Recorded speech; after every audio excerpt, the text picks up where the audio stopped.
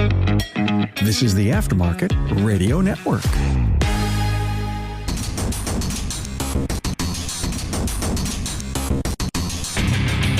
Welcome, everyone, to yet another episode of Diagnosing the Aftermarket A to Z. I'm Matt Fonslow, and tonight I just couldn't find a guest, so I had to dig deep, call a whole bunch of people, see if anyone would respond, and luckily,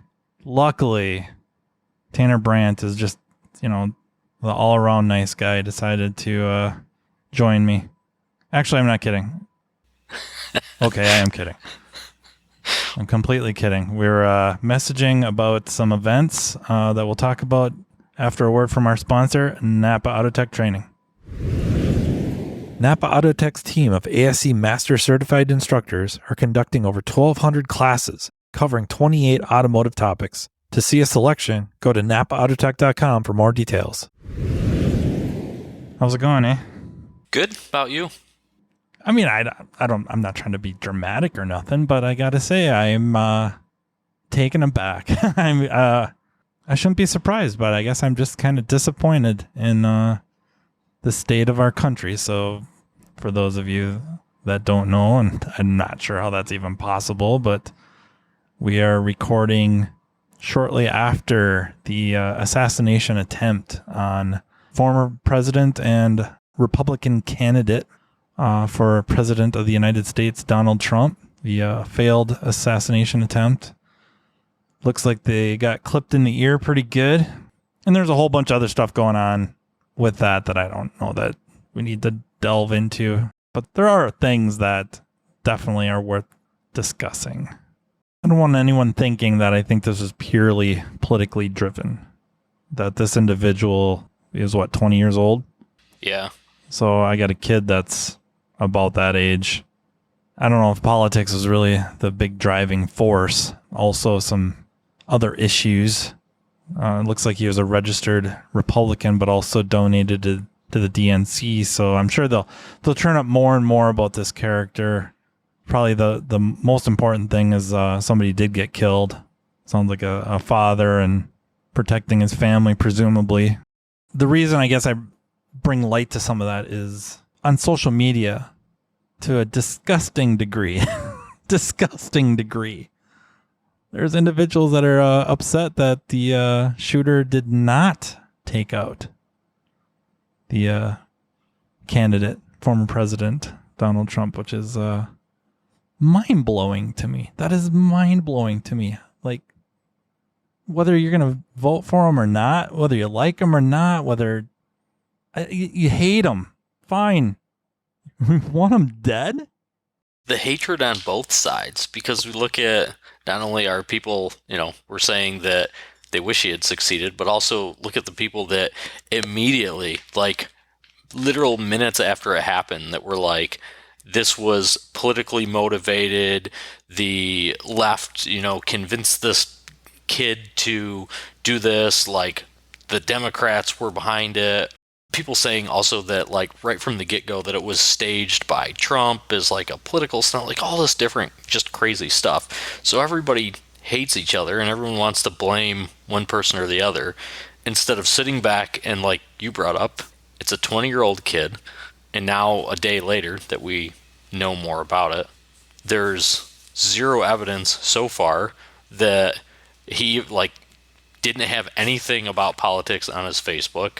They found so far absolutely nothing in his life that said that he was like a political extremist or even paid any attention to politics at this point. For all intents and purposes, I guess I would say that he, is from a more conservative family, it sounds like. Family was active at one of the gun clubs, things like that. So we see right off the bat that everybody that was jumping to conclusions of, either A, that it was staged or that there was people behind it and just wanted somebody to be mad at, which, arguably when something bad happens, everybody's looking for somebody to be mad at. But it's just wild to think about that we are in a position right now where that is the knee-jerk reaction, is it was the left, it was the right, it was staged, instead of looking at it and going, wow, this is a really tragic situation. Why did this happen and what can we do, to prevent this? And obviously, there's some strange things, I think, in the situation that went on that I have a lot of questions about, I guess, how it happened until everything comes out. I don't think any of us will know how it managed to happen, but it seemed kind of chaotic that it even took place. But we have to get to a point of where we something like this happens, or any type of shooting happens, and instead of immediately people jumping on Facebook and saying that it's staged or like making any type of terrible comments, I don't think there's really a reason to post anything. There's no reason to get on and just post stuff on your Facebook or comment on things and start trying to blame people, especially when obviously even 24 hours later, more than 24 hours later, we still know literally nothing about the kid other than everybody around him said he was a super nice person, didn't care about politics, like nobody had anything bad to say about the kid so far. So obviously something a little wrong there, and like why everybody's got to fight about it instead of going, wow, this sucks and how do we prevent it from happening? Like that should be step one when something happens, is this sucks, what can we do to help, and what can we do to prevent it from happening again? Yeah, or any violent response. In this case, it's about as extreme as it gets. Looking at our profession, seemingly a struggle to have civil discourse and have people disagree and keep it about the disagreement. It's easy to, I guess, throw the psychology stuff out there and active listening and stop listening just enough to be able to respond, like try to see what somebody's trying to say and quit going personal. Why is it got to attack someone's character? We saw a little bit of that with the NASTF stuff. There's two camps.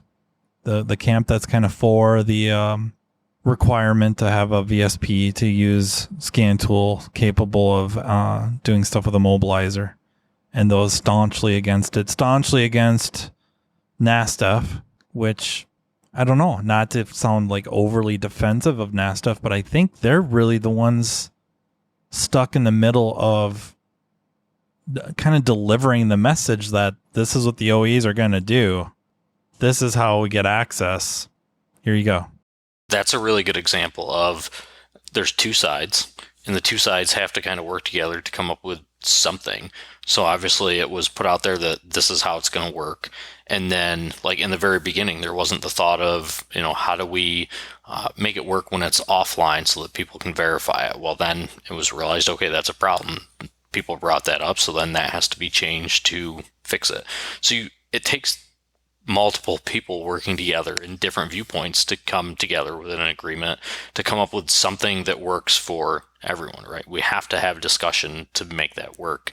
And I think right now in politics, like you watch stuff go on in Congress right now when stuff gets recorded and they're just shouting at each other. It's whoever can shout the loudest. And it's like, this is why nothing gets done. Like, the reality is we have Democrats and Republicans, and the hope was always that the two sides would work together with opposing views and come to something neutral, right? I mean, that's always kind of the goal, having opposing views.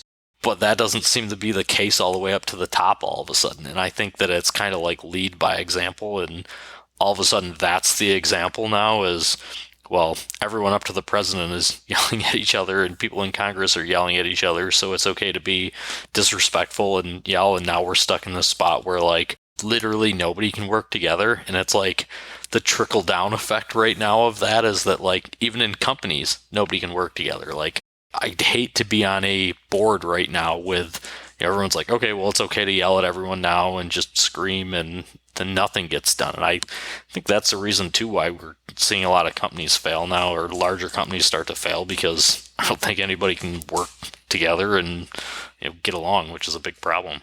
Get along, or I disagree with you on something, but it's got to be personal. Off the cuff, I don't know if there's something you and I would actually disagree where we're both on pretty far ends of the spectrum. But I can't imagine one thing that you and I just do not agree on. And if we talk about it, we end up in a heated exchange over it, passionate exchange over it. I still, for the life of me, cannot see it endangering our friendship, causing us not to be able to go out for dinner afterwards because there's so many other things we agree on and get along, enjoy each other's company. So watching this in families, in neighborhoods, in friendships, and then quote unquote friendships on like social media. And I think some are legit friendships that fall apart because of social media. I struggle. I don't get it.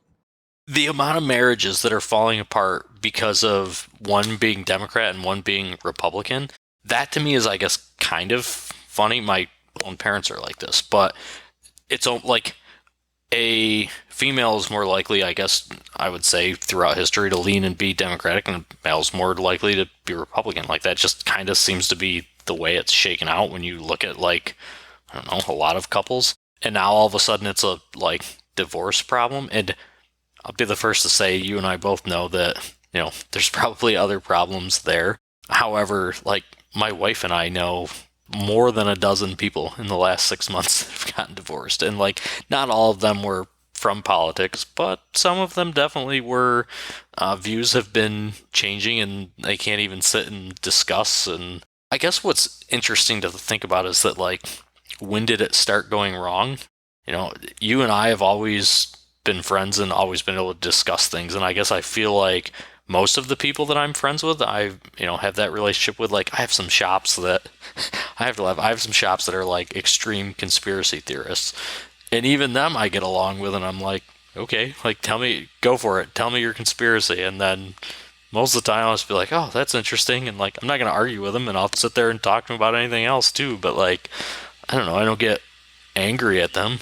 I don't know. And this is off the cuff. Like, I would never pretend to imply I've done any level of research. This is off the cuff.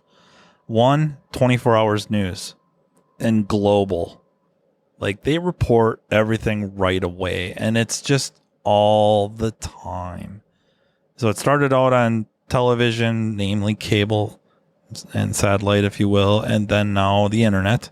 The other thing is, not saying that there was like any one entity that regulated it, but I think the allegiances have shifted drastically with our media, our specifically who provides us the quote unquote news.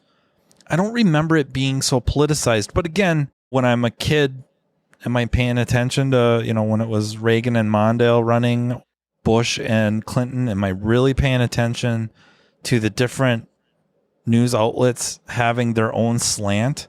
But it just never seemed so extreme until maybe really around Obama, really hardcore Trump, that first term through. Yeah, I mean, you literally had one news organization saying he's losing and the other one saying he's winning. What? And I don't mean that like pro Trump. Like, I think part of the reason I don't talk a lot of politics is I think people wouldn't like them. They wouldn't like mine, where it's, I don't want to say I'm on the fence, but I would say I bounce from side to side, if you will, depending on the situation. You know, probably lean a little more liberal on the social stuff and a little more conservative on the fiscal stuff. And I think that's like the more portion of the United States population. I think suddenly we had this divide that was driven by media of like that it's very important to like stick to party lines. And same thing you brought up about, like, I feel like it wasn't always like that, but again, being a kid, I guess I could have just like not realized that for sure. But all of a sudden, like, we're very hardcore this, you know, we have to stick with our party. And I'm like, let me tell you, both parties have had some terrible ideas, and I don't know how anybody just sits and goes, we're going to stick with our party regardless. Like, that blows my mind, especially here locally. We just went through local elections, and I don't want to pick on any one side, and I'm going to try my best not to. But I'm in South Carolina, so all of the candidates were Republicans, so I don't have another side to pick on. It was only Republicans. Not a single one of them had anything that they ran on. All of them ran on that I'm endorsed by Trump, because everybody felt like Trump was this like marketing genius, which I don't have any argument to that. But so like that was their thing. Every single candidate. I'm like, okay, so like if you're voting, how do you make any decision of who you're going to vote for? You all ran on the exact same thing. Like, so I didn't get that. And I think that's kind of what went on with the media, too, is when he was president, that everybody looked at it and anything to do with Trump was going to get views. It didn't matter whether it was good or bad. This is what we're going to report on. I mean, for the liberal media, Trump was the best thing that ever happened to him. What with the amount of coverage they had and could do. So much so that when he wasn't president, he was still getting tons of coverage. Like all the late night shows, like every freaking opening monologue, they're still talking about him. Like, you morons kept him relevant. If you really wanted to not ever see him as president again and you wanted to forget about him, if that was your goal, what you did the exact wrong thing. When I see like Trump flags or Trump stickers or anything, like, there was no other president that people like were like, yeah, we're going to put this guy's name on a flag outside our house. Like, so it's also interesting to me from a business perspective of looking at like the marketing side of it and stuff.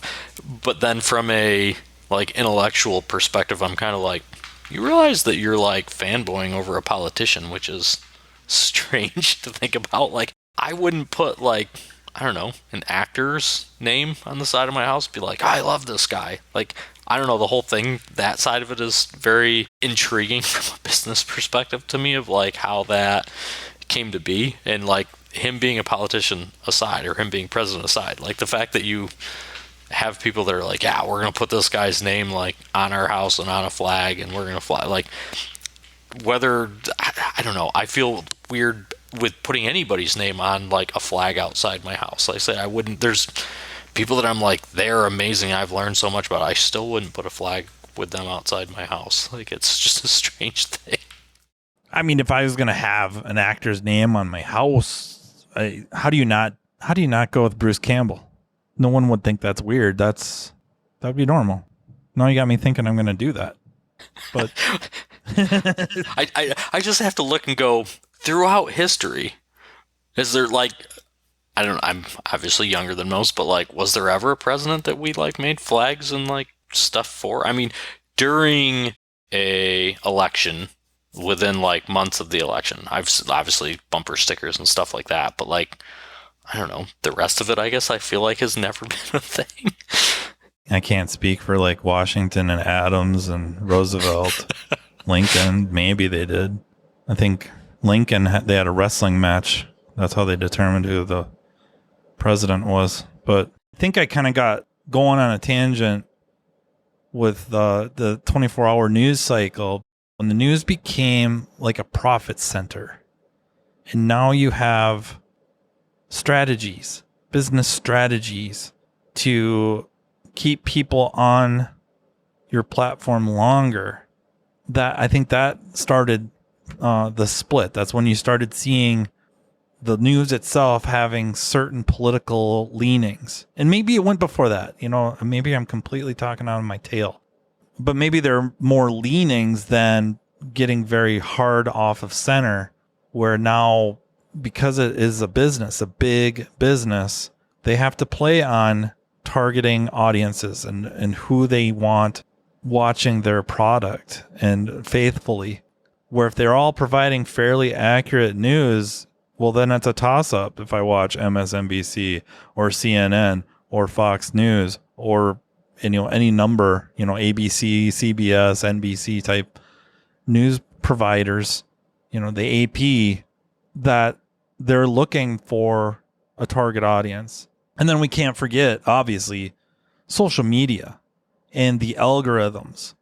The Social Dilemma is that documentary. I know I've done a episode with Scott Brown about it, that you should be very, very scared of social media, and you should be very, very scared is maybe not the correct word, but it should make you uncomfortable knowing what they're doing. Social Dilemma is on Netflix. It should be required viewership for everybody. Watch it with your families, watch it with your kids, watch it with your coworkers, everybody that owns a shop. Over the course of a lunch or two, everybody sit and watch The Social Dilemma together. When you're done with that, everybody watch Idiocracy. You think I'm kidding? I'm not. When the algorithms are in place to try to get your attention as long as possible, that's how they get paid, is your attention.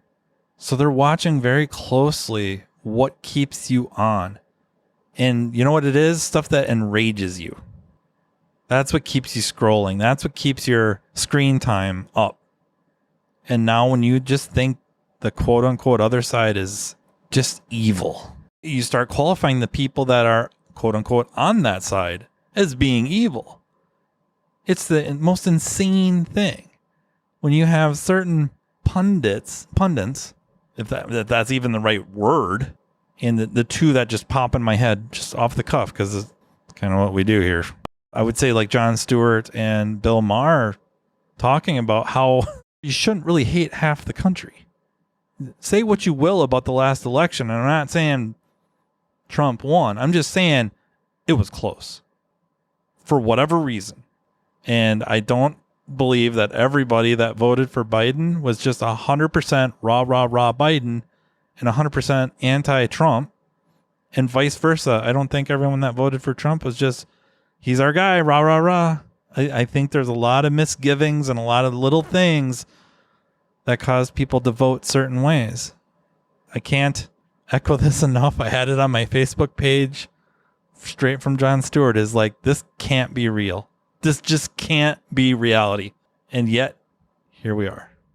The algorithms, so like, I guess to quick explain, if people don't understand what the algorithm or how the algorithm works, is it takes anything you look at and then tries to match you with other people that have similar views, while also giving you more or less people to argue with, or like sharing things that people that your viewpoint agrees with, sharing things that they are arguing with people about in hopes that you will then also argue with them.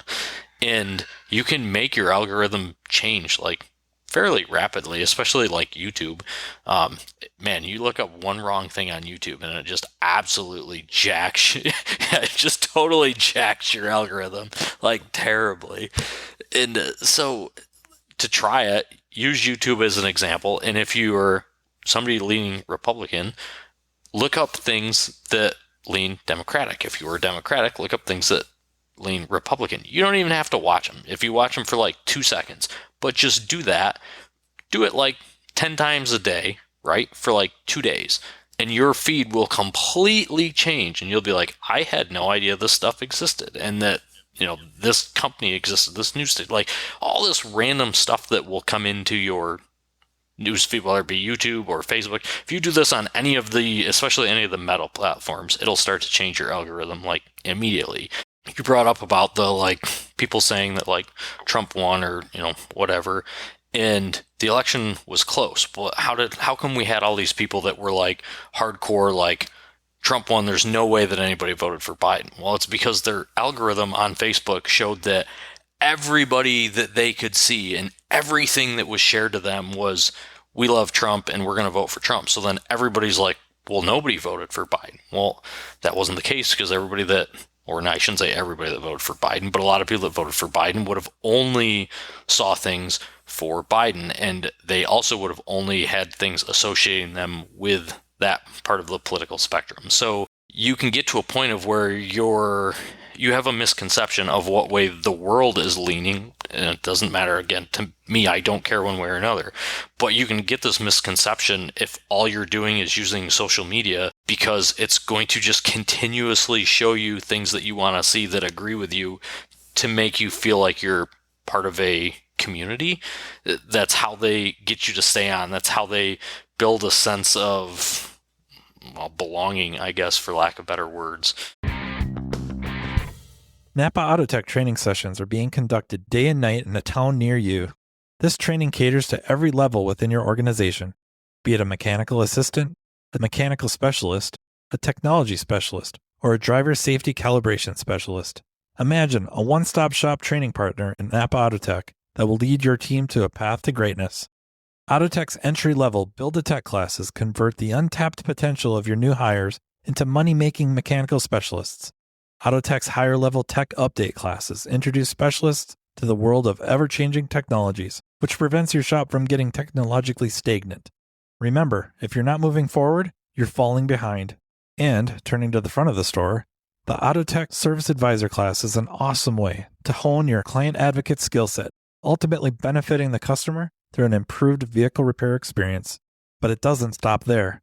Imagine an electric vehicle class that takes your specialist well past the mundane, yet necessary safety topics. Well, it's here. Autotech's EV Ready training is a week-long curriculum that takes participants through a hands-on experience involving hybrids and electric vehicles. The session kicks off with the use of PPE and proper tooling while touching on required OSHA regulations. Then, the students dive into the lab vehicles to gain knowledge of the common high-voltage components on EV and hybrid vehicles and their function. Attendees will be taken on a path exposing them to different electric vehicle manufacturers to compare component form and location. Additionally, information about Level 1 and Level 2 charging systems will be included, along with a quick look at DC to DC charging. The operation and maintenance of subsystems are explored, including the different modes of Tesla operations, and so much more. So what are you waiting for? Commit to taking your business to the next level with NAPA Autotech training. If you start hating the other side, if you will, or the people on the other side, to where you start unfriending people based off political views, you have now started to create an echo chamber. And that further reinforces the algorithm's feed to you, because now there's no one challenging you anymore. Even if they're wrong, they're forcing you to go look it up. But sometimes they're right. My example would be off the cuff. I think this was a few years ago, but there was an issue in Wisconsin with a kid who honestly shouldn't have been there, right? Just age and all that. But he was there. He shot some people. His name was Kyle Rittenhouse. The story is he lived in Illinois, which I think was true, but he traveled there with his guns and everything with the purpose of, white supremacy and all this. If you didn't have anybody who was leaning a little more to the right to challenge you on some of that, you would never see anything otherwise. You would never see what ended up being true. And I'm not sticking up for the kid, nothing like that. All I'm saying is a lot of the story that was put out there by big media companies, big news stations, news corporations was so wrong. Yeah, I think this is before Biden was president, basically calling the kid a white supremacist. It was all wrong. And nobody gets called to the carpet. Nobody gets called out. Nobody has to make a public, apology or retraction saying like, we really screwed up on this. Or at least these points, right? You know what I mean? Like, so where I'm going with that is not trying to sell you on, the innocence of Kyle Rittenhouse or anything like that.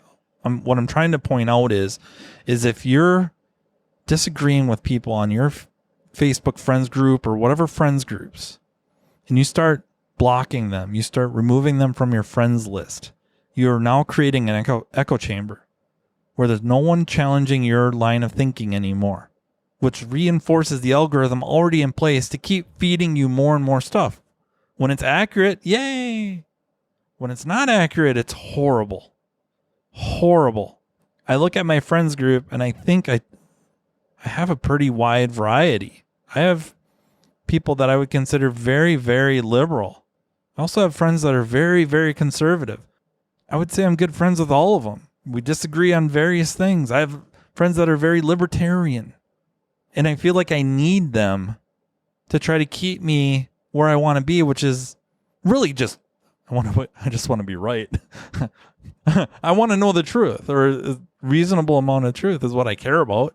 I could give a rip what the political leaning is. Is it right or not? Correct. Is it right? Is it going to help me? Is it going to help others? Like with specifically Kyle Rittenhouse in that situation, you think about like, should the kid have been there or not? And the big thing is like, he felt like what he was doing was right because likely the algorithm that he was looking at and people that he was talking with were like, yeah, we're all going to go there and we should do this. And like, that's a good point. Yeah. And you really think about like, he was a kid and he almost threw his life away because social media algorithm showed him something and made him feel like he was part of a community, right or wrong. But you got to sit back and think to yourself of like, whether you agree with it or not, of that, like that kid's life was almost over all because of social media.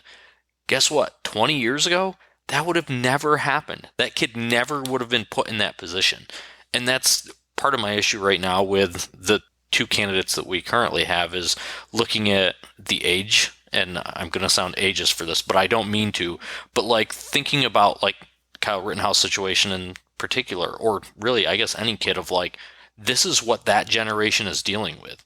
That generation is dealing with that they're being shown on social media one thing or the other and saying that this is what's right, and if you want to belong, especially you think about like in school, a kid going to school, if like everyone in that school leans, say you're in an area where the entire town leans on the right and your family isn't, now all of a sudden everybody that you went to school with is at odds with you, and like you're the odd kid out, so now you're trying to fit in. There's just so much that goes on with that, and now all of a sudden, you know, that kid's opinion is being changed at 20 years old, or well, I say 20 years, at like 14 years old, it's when it's starting to change. And like before you're of age to vote, should any of that even be something you care about? Like definitely not. Like you would hope that Facebook would be smart enough to not show any of those kids anything to do with politics. Obviously they're not. Like, so, you know, you're putting kids in this position and nobody thinks through that side of it. And now we have this whole deal with politics where nobody can get along and nobody can work together.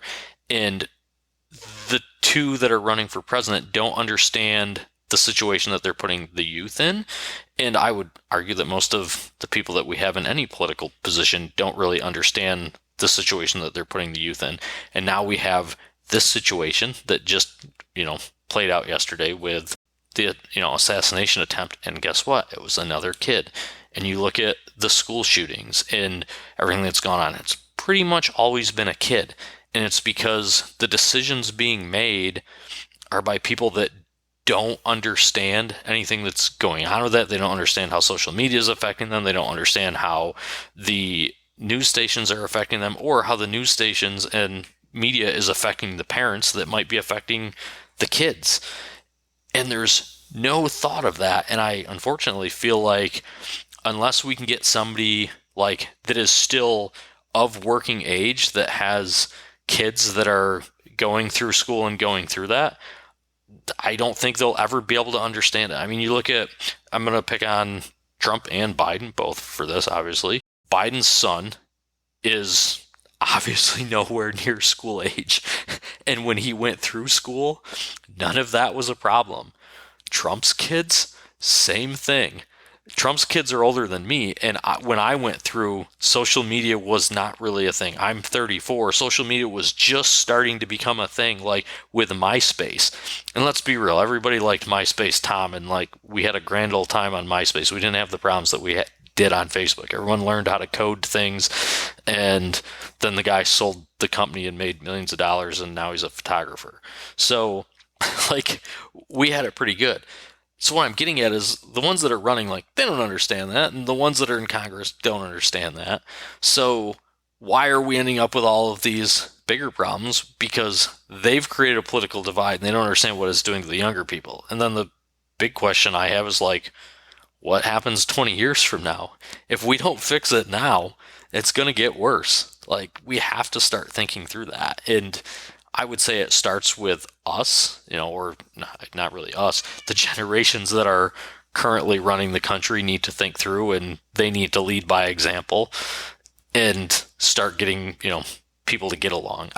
One of the things that had happened, this happened, 2 years ago or something, it made national news of Biden had called, I think this was around Christmas time, and he was like reading to these people's kids or something. It was like something that had happened around Christmas time. At any rate, the father got on the phone afterwards and was like, "Let's go, Brandon."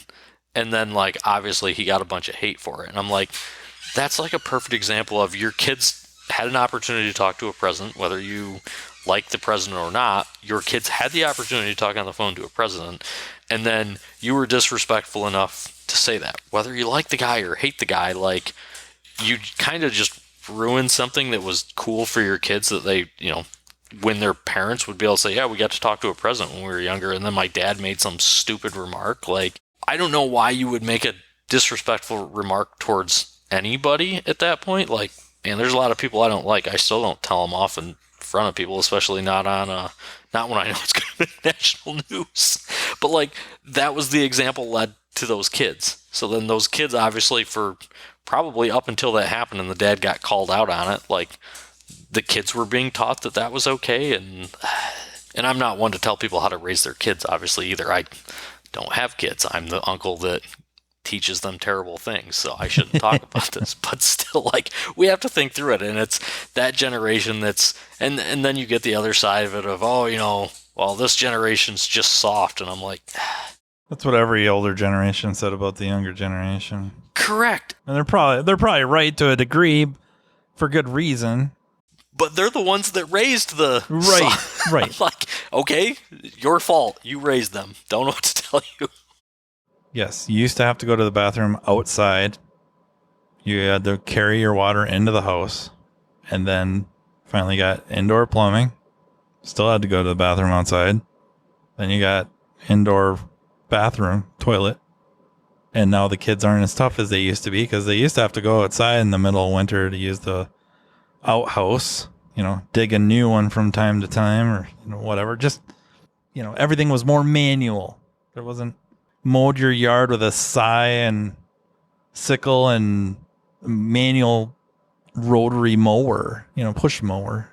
And it just, things get more and more convenient, more better, easier and easier. And then, you know, whatever, that generation gets softer and softer. Do kids even know what the Dewey Decimal System is anymore? I doubt it. Why? They can just pull it up on their phones, but now they have to worry about bias. And I guess that's where I was going with. I think it starts with all of us starting to kind of, for lack of a better word, I suppose, grow up. Things don't have to be so freaking personal. And then I think our education system, the kids have to start learning about these social media algorithms. They have to learn about echo chambers. They have to learn about power. Power is a tough subject, but they got to, I think the younger, the better. A lot of the biggest tragedies we have in history, the human race, has to do with power and power dynamics. And I think talking about it would help people respect that power a little bit more and maybe shy away from it a little bit, maybe fear it a little bit when they're handed power, given power, earned power, that they wield it a little bit differently than they would have otherwise. I think one of the things that they need to understand, and on the power subject, is social media is not a fake universe. Right. That seems to be like one of the number one things of like, I can say whatever I want online, and when I see that person, or when I run into the person that I made the comments to, that, well, that's online. That doesn't matter. That's fake universe. Doesn't matter that I, you know, made some personal threat against them. And it's like, that's real life. What you said online still carries over to real life, even though you weren't in person when you said it, and the guy didn't get the chance to punch you in the jaw. The next time he sees you, he is probably going to punch you in the jaw. And like, so we don't seem to understand that. So kids seem to, like, I guess, grow up thinking that it's like an alternate universe and you can just say whatever you want and what you say on it is fake. And the Antisocial Network, it's a documentary on Netflix, that gets talked about a lot, and goes in depth about 4chan, which is like this online chat room. And it was basically a bunch of delinquents, like when the internet first started, although it still exists now, just trolled each other, and like it was all like fun and games, and they understood that like this is all a joke and like everything we post is like fake. But then as time went on, the internet now looks at stuff on 4chan. There was just something posted on there about the assassination attempt, and everyone's like reposting it now, and I'm like, this came from 4chan, and they're like, yeah, it's real. I'm like, nothing on 4chan is real. Like, you need to watch the documentary and have an understanding of that. Like, all that whole website is trolling. That's what it's been from day one. But because all of a sudden now we like think we can, or still think we can, post whatever we want on the internet, stuff gets posted on there, and then it leaks out of there onto Facebook and other various places. And the people that are posting stuff, I would argue that probably the people that are doing the posting on 4chan understand that they are 100% just causing problems. I mean, when you watch the Antisocial Network, you'll find out that that's literally what all of them wanted to do. Trump's Twitter account got hacked, and it was a group of guys from 4chan that did it. And the guy that did the hacking and got his password is interviewed on it, and he talks about, yeah, I had it, this was his password, and he just rattles off his password. Yeah, we had it for like a month, and we posted all kinds of stuff from it, and it was confirmed that that's what went on. So like, those guys definitely, as they're posting stuff, know that what they're posting affects other people. However, the majority of people then seeing that or then reposting it on Facebook don't seem to understand that Facebook is real, Instagram is real, TikTok, wherever you're posting stuff. If you say something, it's real, especially if you say something personal, or then if you're a kid, especially in, your kid is picking on somebody else's kid, you may just be like, oh, it's just Facebook. That may be the way you view it, but your kid probably doesn't view it that way, and he's got to see that person in school the next day, and that's what then ends up causing a lot of the problems. Or they're part of a group, whether it's messaging or pages and stuff like that, where now it's not just between two individuals or a small group and an individual, or a small group and a small group. It's everybody sees it. Everybody. It's absolutely insane.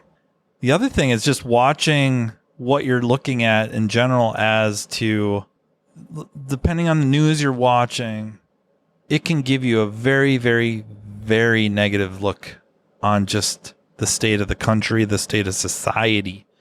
And I'm not saying there isn't some truths to it, but also there's a lot of really great things going on. There's been a lot of really great things that have happened. There's a lot of things that are so much better than they ever have been.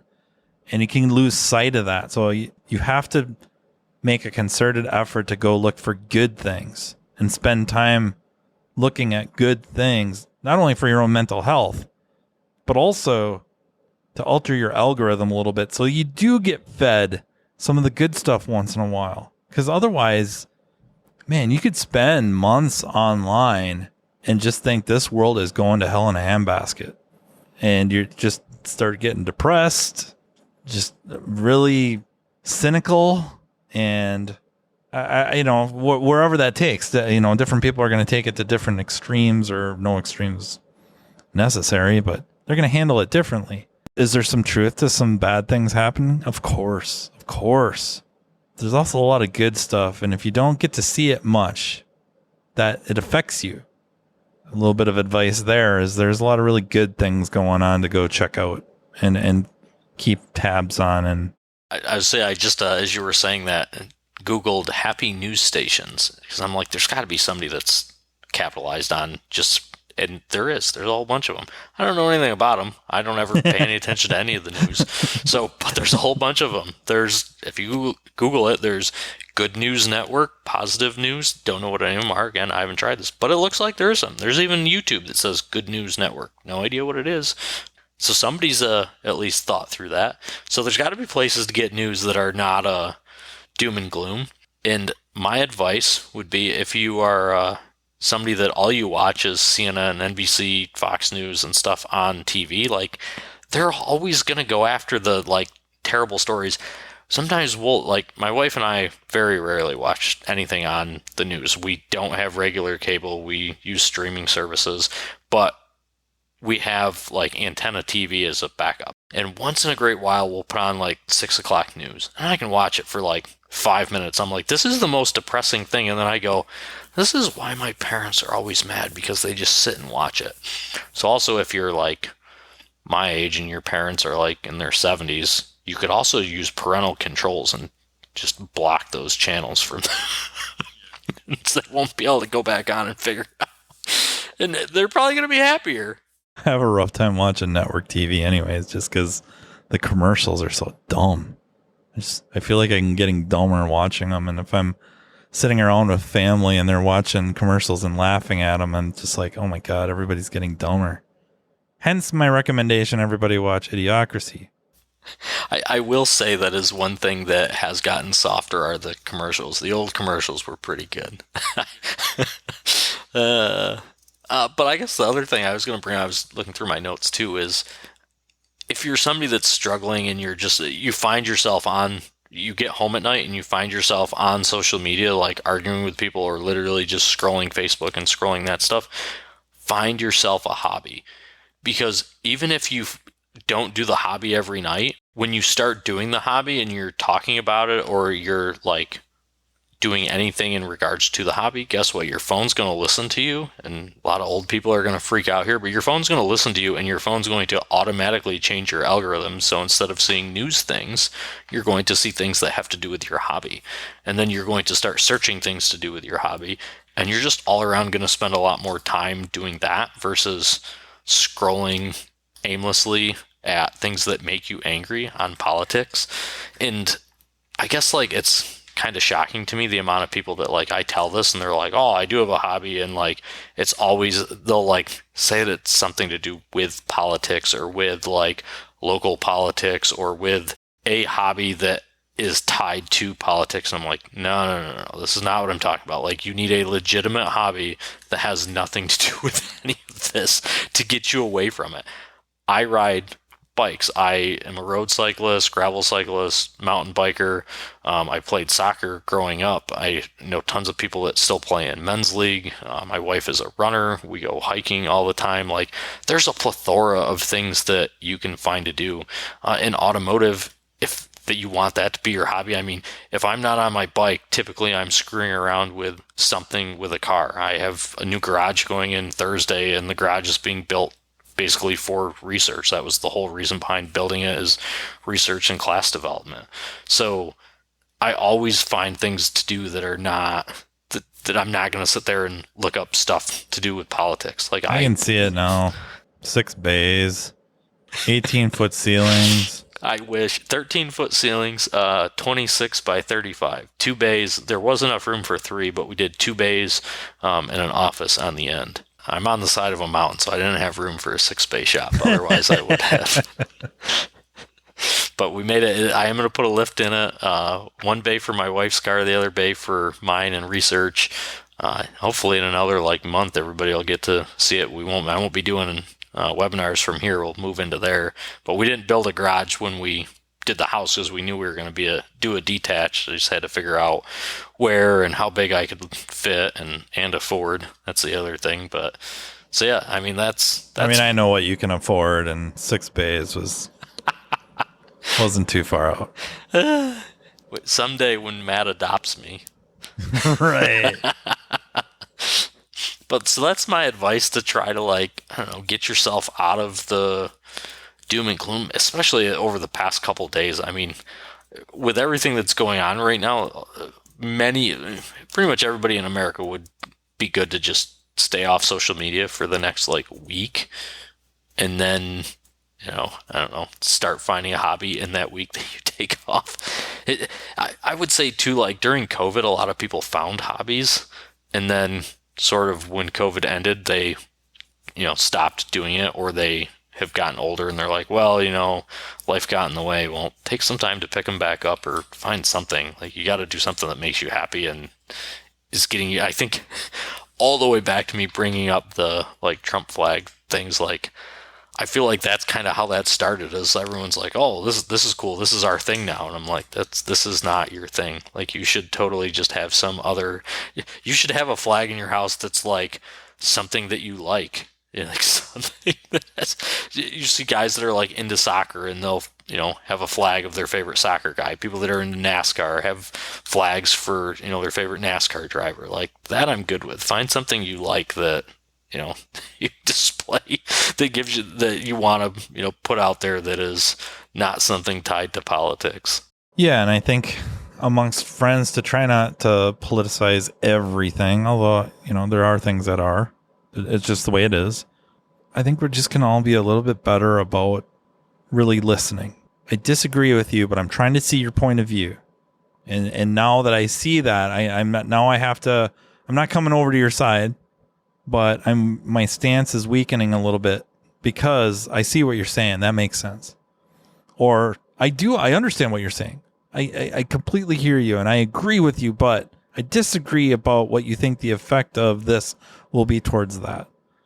That to me, because earlier on I mentioned NASTF, and I mentioned the OEs. Well, then there's also some aftermarket, not some, but a bunch of aftermarket scan tool providers, manufacturers have worked with NASTF for some requiring VSP and login credentials. And it's been some pretty heated discussions that got really personal, just odd. Well, you feel this way, you must not care about people or your family, or it's like, whoa, what? Like, I get the concerns on one side. Absolutely. I also see what the other side is saying, like the spectrum, if you will. It seems like there's a middle where I don't know if any of us agreeing on anything is going to change what NASTF's doing, what the scan tool manufacturers are doing. If ETI is involved, what the ETI is going to do or is being asked to do or told to do, I don't know. I just don't know that NASTF and ETI are the bad players in this. I'm not sure. I don't think so. I think they're the ones charged with executing things to allow us access. That's what I think is going on. Just watching some of these discussions devolve into, like you're saying with Congress, just virtually yelling at each other, name calling and character challenging. And then what? They unfriend each other, they block each other, and then that does what? If I sat in on Congress and I started talking and somebody just started yelling at me, I would struggle to not laugh at them. Right. I would literally just start laughing and nothing would get done. And I'd be like, I can't do this. Tanner's filibuster technique. Start laughing hysterically. Yeah. Be like, this really what we're going to do in this setting right now? Like, it's almost a contradiction where our leaders, our elected leaders, don't represent us for squat. And yet they kind of do. With how they act, some of their behaviors. Yeah, you know what? That reflects a lot of people. On the flip side, no, I don't think they represent the vast majority of people, age and political leanings, if you will. Yeah. And like I say, they've gotten to a point where they're all like running on one specific thing, but none of them actually know what they're going to do, which I guess probably leads to the yelling. They're there, they're unprepared. I'm like, one of the ones that I just recently watched was Pete Buttigieg guys are going to hate me for this, but he was really tearing apart one of the other Congress members in regards to stuff with EVs. And the other guy is just... I think I've seen that, yeah. Yeah, just yelling at him. And I'm like, okay, everything that Pete is saying could have been Googled. Like, every question that you have, and he's like yelling at him like, I'd like to see the stats. It's like, go to Google, type it in. Like, that's literally all that Pete did. Now, again, I don't care one side or the other, and I don't care EV, non-EV. That doesn't matter to me. But, like, Pete was sitting there going, these are the stats. And the other guy's like, well, I'd like to see it. That can't be. And he's like, go to Google. Like, all this is available to you. Like, and so then instead of going, oh, well, could you explain your sources so I understand how to find that? Could we talk about, how you put this together so that we, see this, because now I'm here, I'm unprepared. I didn't know any of this. And what, somebody wrote me these questions and now I look like an idiot because I'm asking questions that I was unprepared for and don't like the answers when we could have Googled these and found them out. Like, so obviously now that guy's angry, but instead of yelling, he should have said, oh, this is really interesting. Can you explain to me, cite your sources so we can look all this up? Can we talk through, how you were able to find this, blah, blah. Like, guess what? We would have learned something there. But no, instead they just yelled at each other. And like, I was like laughing as I'm watching this going, this is like terrible because one of them came prepared and one of them didn't. But nothing's going to get done here because it was literally just like, let's yell at each other. This is people that are running the country right now that are yelling at each other? Like, really? Like, there's a learning, that was a prime opportunity for both sides and everybody in that room to learn something. These are the stats that we found. These are how we found them. This is what's actually happening in the car industry. Being somebody that I guess you and I are experts in the industry, watching people say things about the industry currently, obviously EV is a big topic, but watching people like in Congress talk about EV stuff, and I'm like, you have no idea of what you're talking about. Like, for the love of God, just call somebody and ask questions, or find an industry expert. We're here, we will help you, but you can't yell at everybody. Like, they're just woefully unprepared, and I feel like that kind of comes out in then yelling because you're upset, but they're missing the opportunity to then learn from it because they're too busy yelling at each other. It's odd pride, I think, in ego. Yeah, oh yeah, ego is a big one. And I think part of that too, who runs for politics now, and why do we have the two running for president that we do versus somebody younger? And Obama brought something up. Oddly, I don't know if you ever watched Jerry Seinfeld, Cars and Coffee. Mm-hmm.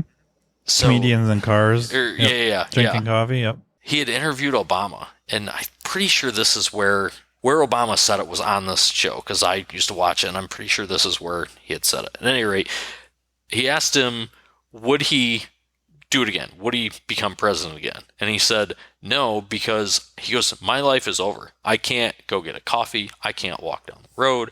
I can't do anything that I, like a normal human being. And my wife can't do anything like a normal human being, and my kids can't do anything like a normal human being. So everybody in the family's life is basically over at this point.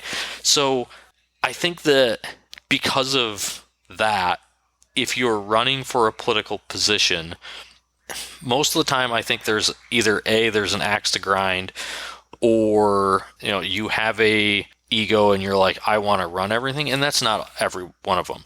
However, I think because of knowing that like your life is kind of over at that point, that we don't get a lot of normal middle of the road people running, I guess I would say. Like, most of what we're getting to run now is one extreme or the other, or somebody with an ego problem. We're not getting that normal person anymore.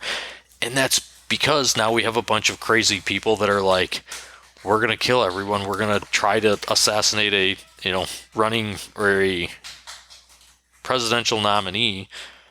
And now nobody normal wants to run. So like, we have to also kind of think through that of like, what does the future of that look like? If we can't all calm down and get along, like, we're also probably not going to get decent candidates for anything.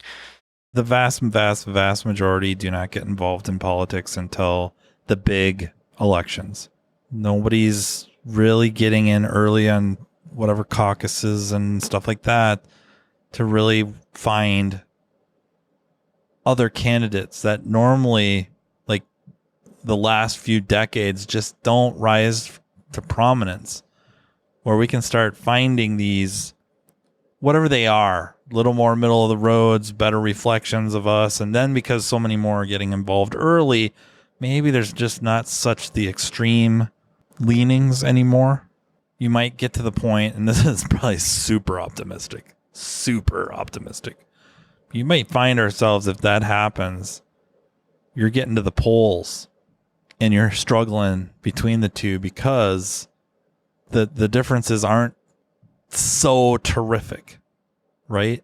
Like there's just certain points that they're running on that are so opposite that blow my mind that they're actually opposite, without naming them specifically, because it could open up a can of worms, that it blows my mind. Like, I would just think for the most part, everyone just kind of agrees on certain things. A little, probably more socially. And then even fiscally, kind of figuring out, like, I think from a purely economic standpoint, the middle class is not a direct result of our system. You try to be careful what you say, because, again, you just don't want to just follow these big tangents and open up a bunch of stuff. But along with social media, we have a bunch of young people who are very anti-capitalism, because their idea of capitalism is not what we have. They think what we have right now is capitalism, and it's not. It's more cronyism or crony capitalism. It's not that great. The middle class is not a direct result of that anymore, or a natural evolution or a natural consequence, that there has to be an investment in it. And I would think both sides would want to do that. But I both sides really, I don't think do that very well. I think they're pretty good about rating the middle class and then hitting, I think they're called super earners, pretty hard. I think a lot of them, the super earners, are paying close to 50% income taxes. And then when you get into something called the super owners, those are the ones that are making millions and millions and billions and billions, who are paying less than middle class and even poverty, people in the poverty levels. And I'm not saying that the answer is to hit them super, super hard either, but I think there's better balance that focuses on putting money in people's hands that don't necessarily keep it the way the top end does. And that when people have money, which I think we saw with COVID, when people had money and could spend it, it went into the local economies. We all want lower interest rates. I mean, that's a given. Every one of us, especially the younger generation, has to have lower interest rates to be able to buy a house. If we don't get interest rates down, the next generation is not going to not only not be able to buy a house, but they're not going to be able to buy a car. The days of a $7,000 car are gone. We just bought my wife new to her car, and she wanted a small SUV, and man, if you buy any small SUV new, it's like $45,000 or $50,000. It doesn't matter what you are. If you are a family that has kids and you need like a Tahoe or a Suburban or something, you're talking 70, 80 grand. So all of a sudden, an 8% interest rate on that is insane. So for younger families, we all want interest rates to go down. We all want, less income tax. That would be ideal. There's things that everyone in America wants. And I think it's also always funny to me of people seem to think one side or the other doesn't want that. And I'm literally everybody that is in America wants those certain things. Everybody wants to have more money, pay less taxes. I think the majority of us also know and understand that we have to do something with healthcare at this point. What that is, that's always up for debate, but we have to do something with healthcare. Healthcare is an absolute mess, and I think all of us understand that from it. I don't think age really matters in that, because older people who are paying a tremendous amount of money for healthcare realize that that's a problem. And then younger people coming into the workforce that are I've never been sick before. I've never even I was bike riding with a guy that was a doctor, and I asked him, this is just 2 years ago, I'm Doc, when should I get a physical? And he's every year. When's the last one you had one? Or last time you had one? I'm high school. That's what I said. And I graduated high school a year early, so I was 17. So it was 17, and he looks at me, he goes, you're an idiot. He goes, come to the office tomorrow, fill out some paperwork, I'll take you as a patient. So he helped me out. But I was paying a massive amount of money for health insurance. I had never gone to the doctor since I was 17. So younger generations also realize that that's too expensive. So I think most of us all want, the same things. However, and it's interesting to think about these are the things that are affecting us. These are what we want. Is any of that something that either political candidate currently is running on? No.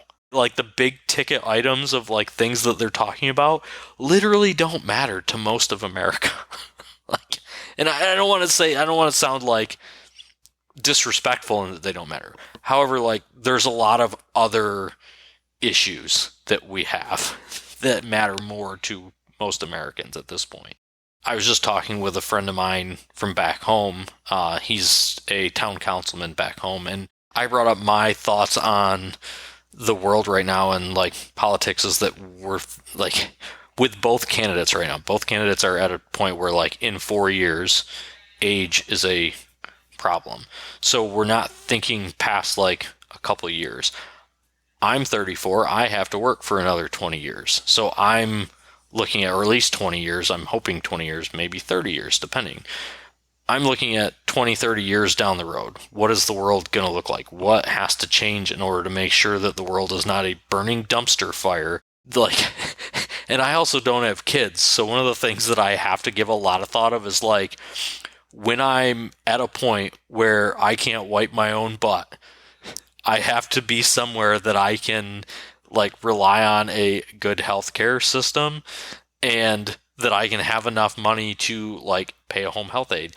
If the world is a burning dumpster fire and like things like that don't get turned around, guess what?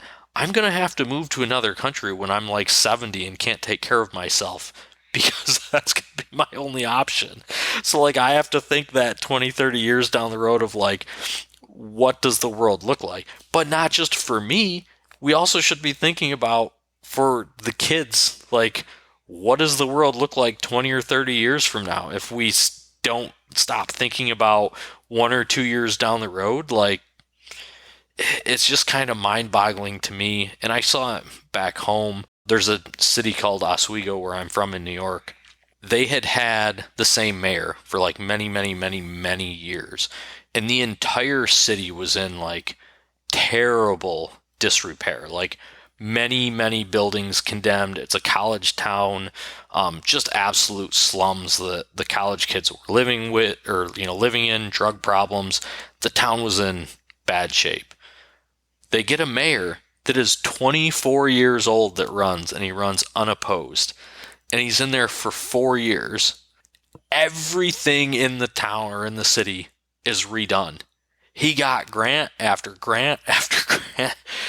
He put fines on all of the landlords that had like these slums that the colleges were living in and sent the building inspector around, and basically they all got condemned. And he gave them like X amount of time to fix them or they were getting torn down. And then they didn't think he'd actually tear them down. He tore them all down so then they could sell the land to new developers. They've got brand new parks all around. And it all comes down to that, like the generation prior to him coming in did not care for so long that there was no future there for anybody. Like everybody was moving out of there and there was not a single park in town to take your kids to. There was nothing. And finally somebody comes in and now all of a sudden it's like inhabitable and livable again and super, super nice and got all this money.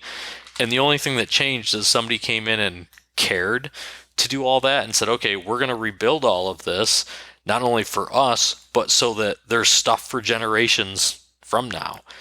But it's just wild to think that it got to that point, that we just completely didn't care. And that's where we're at now with our, major politics is we're thinking right now of what's, the next 2 years or 4 years, and we're not thinking ahead of 20 years from now. And there's just, that drives me nuts. It's definitely a thought that's crossed my mind more than once, where for things to get better, they have to really crumble.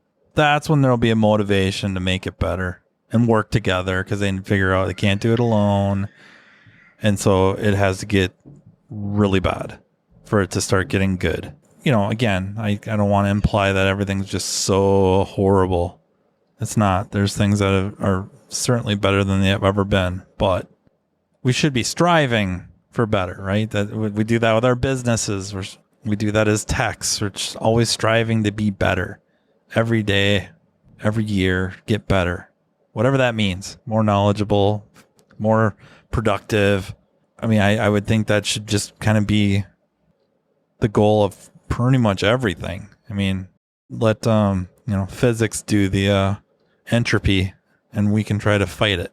Yeah, I point people to social media a lot for joining groups, but got to keep in mind what's going on. It's just hopefully a healthy awareness is enough to keep some of the really bad stuff of what social media can do from really affecting you and your behavior and your thinking. And when you start having really negative thoughts of people and things, that's a time where you got to think about a social media diet or just stepping back, taking pause and going, all right, how much of this is objectively true?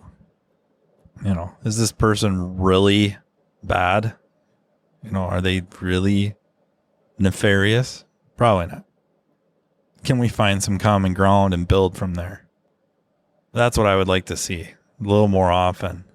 And not that every group just devolves into mudslinging and everything, but just more often than it needs to have, and animosities. Man, I just don't see the point. Right?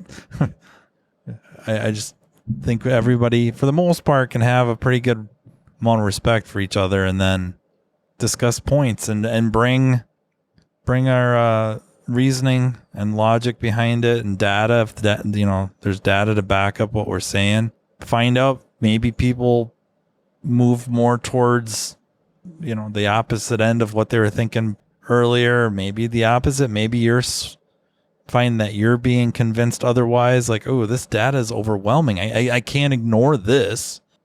But yeah, it's just too easy to buy into this. I don't know. I guess I don't have a better word right off the bat than animosity, and we're seeing it in front of our eyes. It just and not just talking about the shooter himself, but the people's reaction to that. Like it's pretty stomach churning, and not just seeing it on social media, like hearing it from people.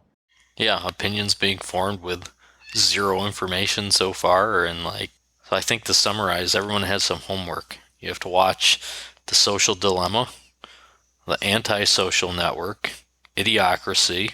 Yes. And I'm going to throw one more feel-good in there because I think that everybody could use this, is Ted Lasso. That's a really good one that everyone has to watch. There's a lot of life lessons there that can there's a specific life lesson in there. Exactly. For some reason I thought you were going to say We Bought a Zoo, but no.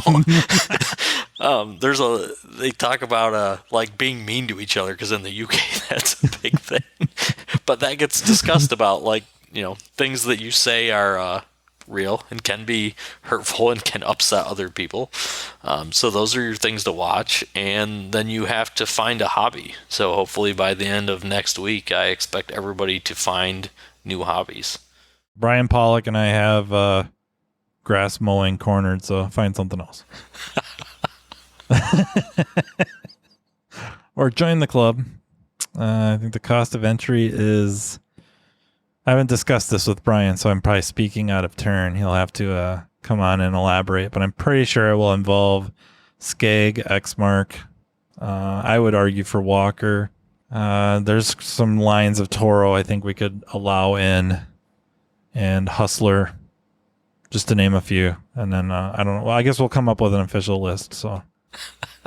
I always had a Ferris. That was what we had. Oh, that's another good one. You got the suspension. Nice.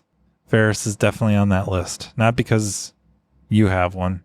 Okay, probably a lot because you had one. I don't have any grass to mow now. Now I live on a mountain. What? I don't have to mow. I live on a mountain. Oh, the grass just falls off the side of the mountain? What? Pretty much.